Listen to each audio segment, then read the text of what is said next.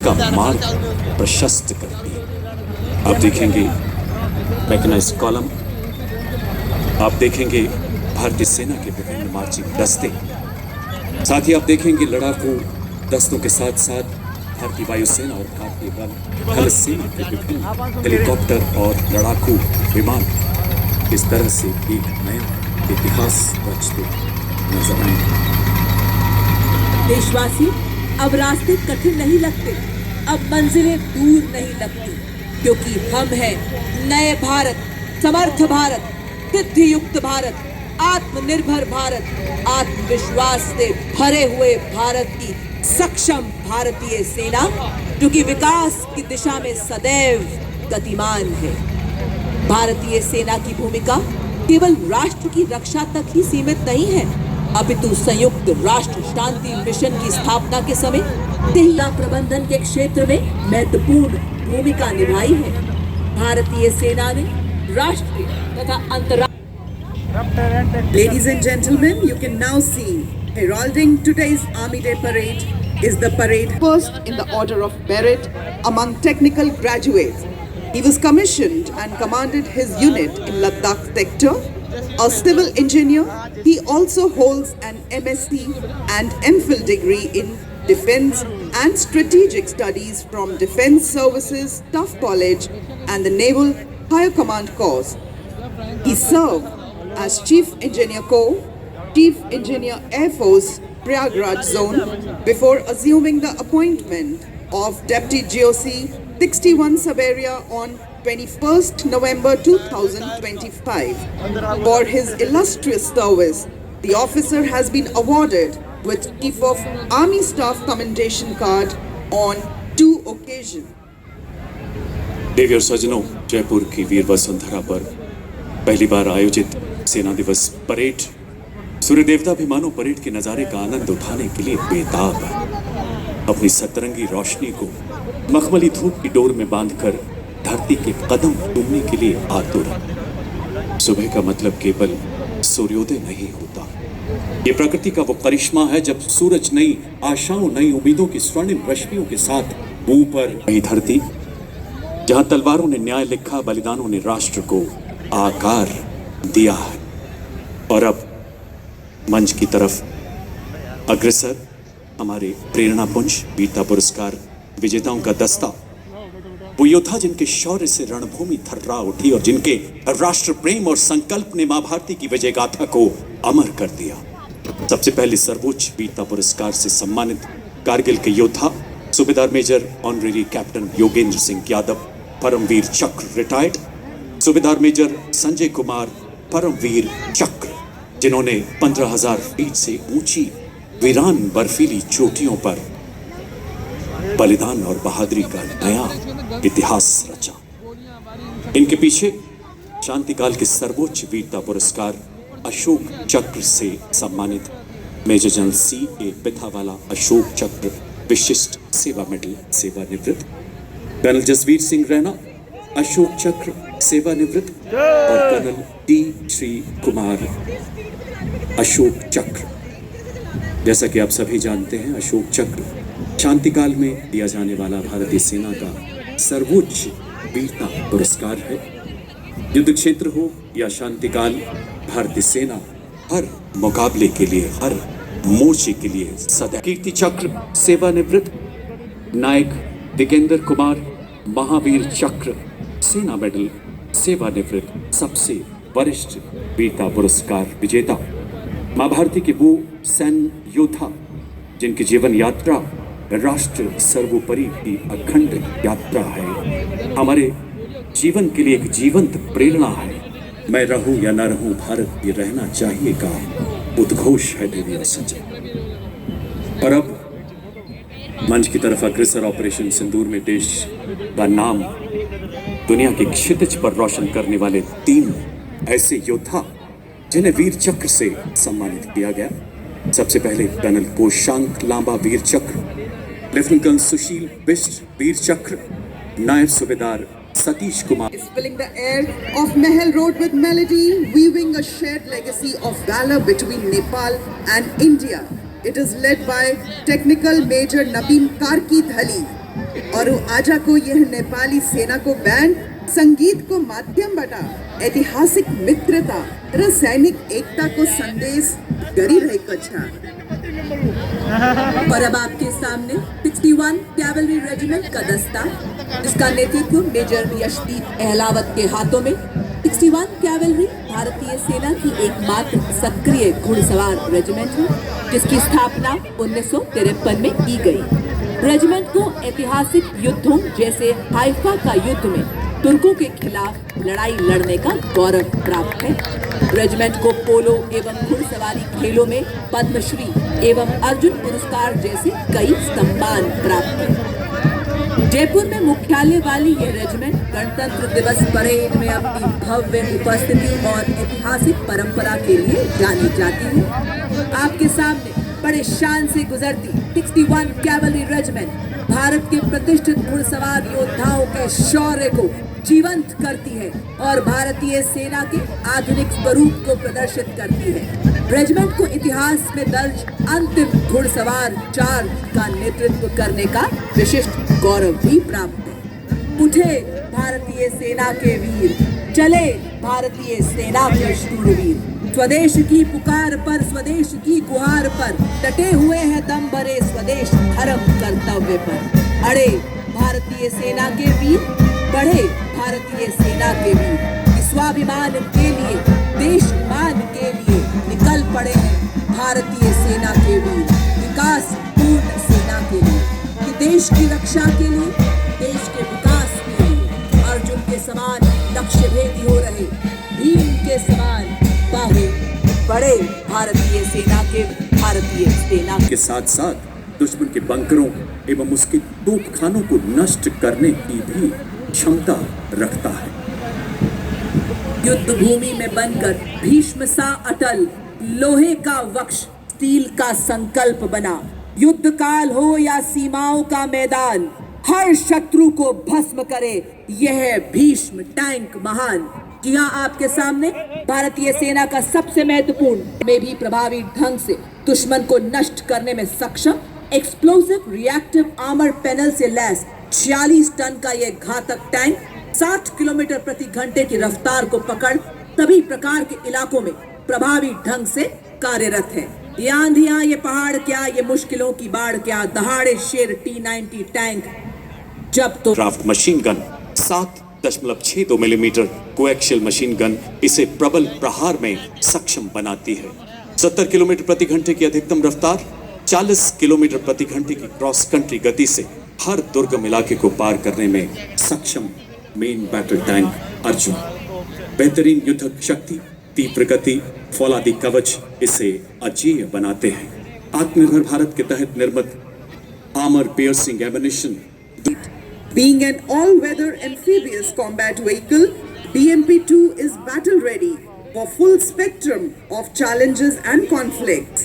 This is the reason it is considered the backbone of the Indian Army's mechanized forces. It can operate effectively in all battlefield terrains of desert, mountainous region or high altitudes. Led by Lieutenant Goraveli Gyanetra Kumar of 8th Mechanized Infantry. These mechanized columns advance. They carry not just armor and firepower, but the unshakable promise of national security. और अब आपके सामने सलामी मंच की ओर बढ़ता हुआ भारत की सामरिक शक्ति का प्रतीक नाग मिसाइल सिस्टम, नेतृत्व 17 मैकेनाइज्ड इन्फेंट्री के कैप्टन अंकित कुमार के हाथों में। नामिस एक टैंक विध्वंसक भारतीय नवाचार की शक्ति का परिचायक है, जो दुश्मन के टैंक्स को नष्ट करने के साथ साथ सबसे पहले भेजे हमारी रेकी एलिमेंट्स को दुश्मन के हमले।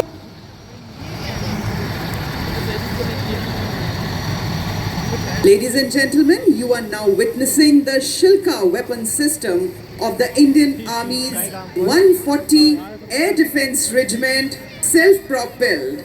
It is led by Captain Viresh Pappalli. It is an effective aerial targets up to 2,500 meters and up to 2,000 meters Its rate of fire is 850 rounds per barrel. Shilka successfully shot down drones launched by Pakistan during Operation Sindoor, protecting the ground-based assets of Indian Army and upholding the country's honor. System है जो मरुस्थल में भी 66 kilometre प्रति घंटे की रफ्तार से दौड़ सकता है। इसमें 155 मिलीमीटर 52 कैलिबर ट्रैक्ड हार्विचर तोप लगाई गई है जो 40 किलोमीटर तक प्रहार कर सकती है। ये एक ऐसा हथियार है जो न्यूक्लियर तथा बायोलॉजिकल हमले में भी कार्य करने में पूरी क्षमता रखता है। दूर तक मारक क्षमता, अधिक गतिशीलता इसे युद्ध क्षेत्र में बेहद कारगर साबित करती है। देवी और सज्जनों, अब आपके सामने आ रहे हैं इन्फेंट्री के दस्ते, जिन्हें क्वीन ऑफ बैटल भी कहा जाता है। इसमें सबसे पहले आप देख सकते हैं रफ टेरेन टैक्टिकल हॉलर, जिसका नेतृत्व 29 पैरा एसएफ के हवलदार सत्यवान सिंह के हाथों में। यह एक ऑल टेरेन व्हीकल है जिसकी टोइंग क्षमता 680 किलो है। 2 रैक्स जिनमें 160 किलो का पेलोड रखा जाता है। सेना में इसका उपयोग पेट्रोलिंग, कैजुअलिटी इवैक्यूएशन और गुप्त अभियानों के लिए किया जाता है। इसी श्रेणी में आप इसके साथ देख सकते हैं all terrain vehicle Ajay Ketu, जिसका नेतृत्व 3 पैरा रेजिमेंट के हवलदार गुलाम महबूब। गतिशीलता वाला एक ऐसा वाहन जो दलदल, पथरीले एवं रेतीले हर इलाके में दौड़ सकता है। सियाचिन के -50 तापमान से लेकर तपते रेगिस्तानों में अपनी जिम्मेदारियों को बखूबी निभाता है SMB। 40 किलोमीटर की अधिकतम स्पीड, 1200 किलो वजन ले जाने की काबिलियत, भारी बारिश तो बर्फीले तूफान, कोई बाधा इसे रोक नहीं सकती। देशवासियों, गत वर्ष पंजाब में आई बाढ़ में SMB ने अत्यंत महत्वपूर्ण भूमिका निभाई है। Coming up next to the saluting dais are the quick reaction fighting vehicles, heavy and medium. QRFV Heavy is led by Naib Subedar Ajay Kumar of Dogra Scout, and QRFV Medium is led by Havaldar Ram Nivas Gujjar of Pre-Mahar Regiment. These vehicles have full armor protection with 360-degree turret on which 7.62 mm medium machine gun is installed and is capable of carrying 10 armed soldiers. System को लगाया गया है। उसके पीछे आगे बढ़ते हुए दूसरे LSP पर मिलान एंटी टैंक गाइडेड मिसाइल और उसके साथ कॉन्कोर्स मिसाइल को लगाया गया है। भारत की आत्मनिर्भरता का प्रतिबिंब, जिसे महिंद्रा डिफेंस सिस्टम लिमिटेड द्वारा विकसित किया गया है। स्पाइक मिसाइल सिस्टम 4 किलोमीटर तक फायर करने की क्षमता रखता है और इसके पीछे मिलान एंटी टैंक गाइडेड मिसाइल प्रणाली, जिसकी मारक क्षमता 2 किलोमीटर तक है। तीव्र गति वाला, फुर्तीला और ऑल टेरेन एक ऐसा वाहन है जो के साथ दूसरे स्ट्राइक व्हीकल पर कॉन्कोर्स एंटी टैंक मिसाइल लगाई गई है, जिसका रेंज 4 किलोमीटर तक है। और अब आपके सामने एंटी टैंक मोबाइल टीम, जिसका नेतृत्व 24 मराठा लाइन के सूबेदार शिव सिंह के हाथों में। इसमें 2 वाहन में सुरक्षा और गोलाबारी के लिए मीडियम मशीन गन और रॉकेट लॉन्चर की टुकड़ी होती है, तो दूसरे वाहन में सटीक लक्ष्य साध। और इसके ठीक पीछे हवलदार मोरे माधव तुलसीराम के नेतृत्व में अगला वाहन vehicle based infantry motor system का। देवी सज्जनों, पैदल सेना का तोपखाना कहा जाने वाला 81 millimetre vehicle based infantry motor system जो 8.2 किलोमीटर तक प्रहार कर सकता है। और अब आपके सामने रेकी एंड टैक्टिकल व्हीकल का दस्ता, ये उबड़ खाबड़ वाले इलाकों में आसानी से चल सकता है। भारतीय सेना के लिए रेकी, स्काउटिंग, सैनिकों एवं सामग्री की तेजी से आवाजाही एवं दुर्गम इलाकों में ऑपरेशनल सपोर्ट के लिए जयपुर एवं इस भव्य परेड की शोभा बढ़ाने हमारे मूक योद्धा भी आ पहुँचे हैं।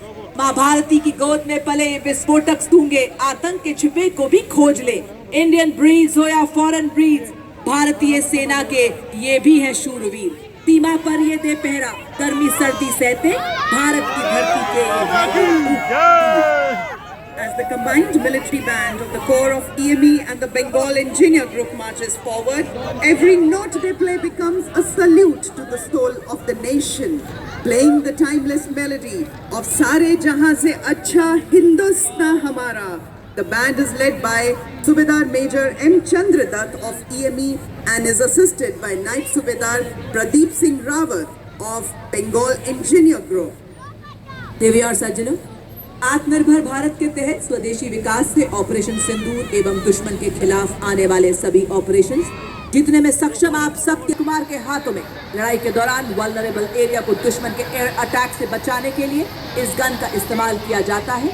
ZU-23mm ट्विन बैरल एक light weight, simple to operate, highly mobile, high rate of fire करने वाला एंटी एयरक्राफ्ट गन समर्थ भारत की सक्षम सेना के पराक्रम को प्रतिबिंबित करता इकाइयों, हवाई अड्डों तथा महत्वपूर्ण ठिकानों को लो लेवल फ्लाइंग विमानों के खतरों से बचाने के लिए डिजाइन किया गया है। भारत में निर्मित 3.5 किलोमीटर की क्षमता, जिसे 3.5 टन के ट्रक द्वारा टो किया जा सकता है। इस वेपन सिस्टम निर्मित है और अत्यंत सटीकता से 155 राउंड फायर करती है, जिससे 40 किलोमीटर तक प्रभावी फायर पावर मिलती है। आधुनिक फायर कंट्रोल सिस्टम से लैस इसे हेलीकॉप्टर द्वारा लटकाकर किसी भी दुर्गम इलाके में डिप्लॉय किया जा सकता है। नेतृत्व 1881 मीडियम रेजिमेंट के लेफ्टिनेंट उज्जवल भट्ट द्वारा। वंदे मातरम की धुन में गूंजे आर्टिलरी का बेजोड़ साथी, विजय का यह संदेश सुनाता, इसमें बसता सेना का संकल्प अटल। अल्ट्रा लाइट हाउविट्जर है हर चुनौती में राष्ट्र रक्षा का मंत्र प्रबल। तस्मात् उत्तिष्ठ कौन्तेय की परंपराओं पर अग्रसर अर्जुन के धनुष की तरह शक्तिशाली अगला वेपन सिस्टम धनुष, नेतृत्व कैप्टन पीयूष पांडे द्वारा। इसे भारत में ही तैयार किया गया है। धनुष एक स्वदेशी उपयोग है जो आत्मनिर्भर भारत का प्रतिनिधित्व करता है। अधिकतम रेंज 38 किलोमीटर, मारक क्षमता 15 सेकंड में 3 राउंड फायर करने की, उन्नत नेविगेशन प्रणाली, ऑटोमेटिक टारगेटिंग के साथ शूट एंड स्कूट तकनीक से लैस है। लंबी दूरी तक लक्ष्य को भेदने की क्षमता रखता है। दुश्मन के संचार केंद्र, बख्तरबंद सैन्य ठिकानों और किलेबंद रक्षा व्यवस्था को नेस्तो नाबूद करने में को ध्यान में रखते हुए DRDO द्वारा डिजाइन। इसकी लंबी मारक क्षमता 48 किलोमीटर है। बर्फ के हिम शिखर पर ये ना घबराए, रेत पे चलकर भी ये ना लड़खड़ाए, तूफानों का भी इसने किया सामना और जंगलों से भी गुजरता चला जाए। बन गया तन वज्र के समान अब इसका।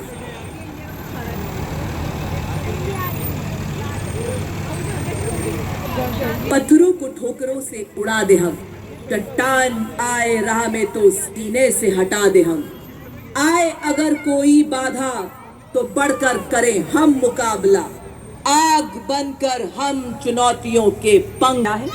अत्यधिक बहुमुखी और मजबूत मॉड्यूलर पुल का शामिल होना भारतीय सेना की पुल निर्माण क्षमताओं को बढ़ाने की दिशा में एक महत्वपूर्ण कदम है, क्योंकि इसे बहुत कम समय में तैनात किया जा सकता है और आसानी से वापस भी लिया जा सकता है। यह उपकरण हमारी सेनाओं को बाधाओं को पार करने और हमारे इंजीनियर्स को पुल निर्माण क्षमता को बढ़ाने में मदद करता है। क्योंकि यह 8x8 वाहन पर लगा है, इसलिए यह अत्यधिक गतिशील है और हमारी मशीनीकृत टुकड़ियों के साथ तालमेल बनाए रखता है।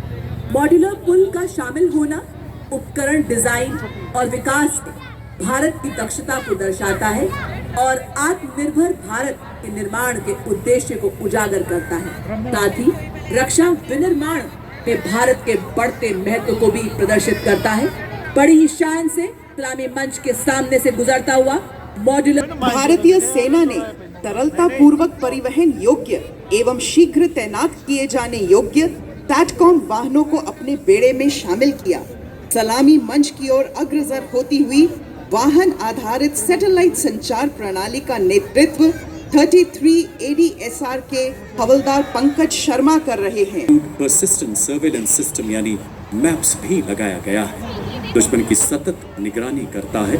25 किलोग्राम का ये सर्वेलेंस सिस्टम 60 किलोमीटर प्रति घंटे से 12 घंटे तक उड़ान भरने में पूरी तरह से सक्षम है। इसमें हरोप, मिनी हार्पी और स्काई स्ट्राइकर जैसे ड्रोन शामिल किए गए हैं। भारत की तकनीकी प्रगतियारों जैसे हार्ड किल विकल्पों द्वारा उन्हें निष्क्रिय करता है। आज का परेड उपकरणों के साथ साथ भारतीय सेना के निरंतर परिवर्तन को भी उजागर कर रहा है। अब आपके सामने भारतीय सेना में उपयोग होने वाले ड्रोन्स एवं UAVs का वाहन सलामी के मंच की ओर आगे बढ़ता हुआ नेतृत्व मेजर मैन्युफैक्चरिंग जैसी अत्याधुनिक तकनीकों को अपनाकर सैन्य नवाचार और युद्ध क्षेत्र के रूपांतरण में एक क्रांतिकारी छलांग का प्रतीक ड्रोन शक्ति बड़ी शान से इस्लामी मंच के सामने से गुजरता हुआ। और इसके ठीक पीछे व्हीकल बेस्ड ड्रोन जैमर नेतृत्व कैप्टन आयुष कुमार द्वारा। ड्रोन जैमर सिस्टम एक बहुस्तरीय